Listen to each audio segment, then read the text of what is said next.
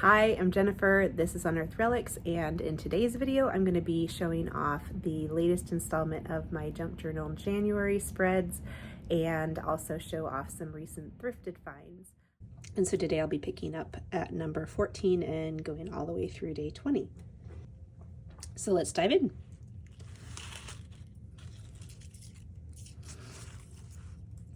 And I should point out too that this is the list for 2025 for Make Journals, and using the Junk Journal January hashtag there. I know that there's some other groups that also do Junk Journal January. I found this one last year and really enjoyed it. I love the fact that she kind of pulls in different creators to show off different days over the course of the month. So it's fun and inspirational and educational, in addition to being kind of a fun way to kick off the new year with some concentrated junk journaling. Day 14 was balance.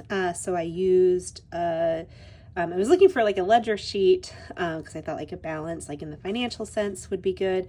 Couldn't find one that had numbers on it, so I ended up pulling out something from like an old business book and adding this guy. He looked kind of businessy there. And then day 15 was for neutral. So I used a slide carousel index. I think it would have been cooler if it had some stuff written on it, but I think it's fine the way it is. And another advertisement here, all kind of neutral colors with the exception of the little stamp there in color on a garment alteration check or claim check, and then did a little stenciling. For day 16, I had a lot of fun. This is Unfold, and I have been really eager to try this ever since it popped up on my YouTube feed a while ago.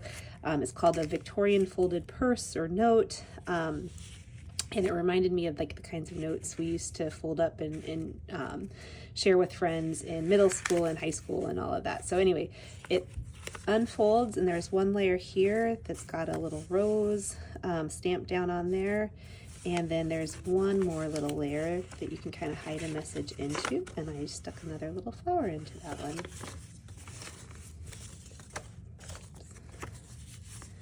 I'll go ahead and get that one folded all back up, and then that one just tucks in there. I will put the link to the tutorial that I used. I'm sure that there's probably other ones, but it was pretty easy to follow and a lot of fun to make one of those. I think I'll do more of those for Valentine's. So that was day 16 for Unfold, and then day 17 was Fragile. So you can kind of see the page that cuts across both of these two is China, which is obviously Fragile, from a reproduction of an old Sears Roebuck catalog, and I did a lot of the fussy cut on the flowers as well, which were kind of fragile in their own right. So that was my day 17. And then moving on to day 18, I had a lot of fun with this one. This word was bright, and so I used some old vintage wrapping paper that is clearly bright, some pieces from an encyclopedia brochure, which also is kind of a play on bright, because encyclopedias give you lots of knowledge, so it makes you smart. Bright. I've also got this little recipe card tucked in over here, which would be great for journaling, and another little recipe stuck down behind here that's actually for chicken. So I thought that kind of tied in with a little chicken there. For day 19, the word was bubble. So this was actually, it's facing this way, but I kind of carried the theme over because I realized I'm going to have way more pages than I need to kind of finish out the journal. So I've been trying to do a couple more double spreads. In any case, this one I kind of did like a time theme, and I've got this hot air balloon in addition to this background with lots of different clocks on it. This was from a playbill for Around the World in 80 Days, and it's got this little guy kind of hanging out of the balloon basket over here. And here's my bubble part, a little cheruby Victorian guy here blowing a bubble, and this little guy's trying to catch it. So that was kind of fun. And then on the other side, I kind of continued the time sort of theme here and did a stamp that just says "Time waits for no one."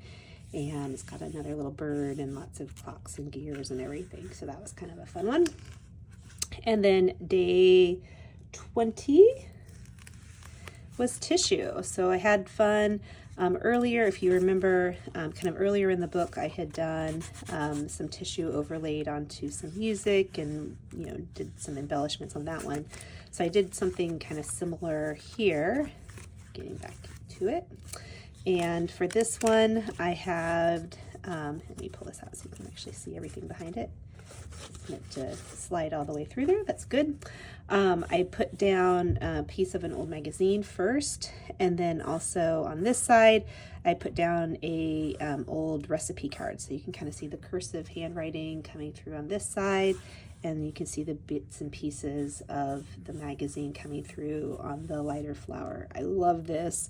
I love that it's also a lovely complexion, and we have this little pretty lady here that I added on after the fact, along with some vintage lace, and just used Mod Podge to kind of get all of that kind of down, with the exception of the tacky glue to kind of tack down the lace in, on the edge here and here, and then over on this side as well. So that one was really fun, and then I got a nice little spot to tuck a Victorian postcard into that as well. So those are my next few spreads, and I'm looking forward to the next one, where I'll pick up with day 21.